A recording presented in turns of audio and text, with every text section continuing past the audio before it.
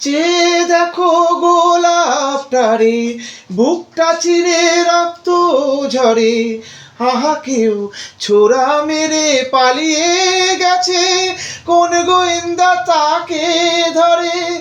তাকে খুন করে তো খুনির মনে হয় না অনুতাপ।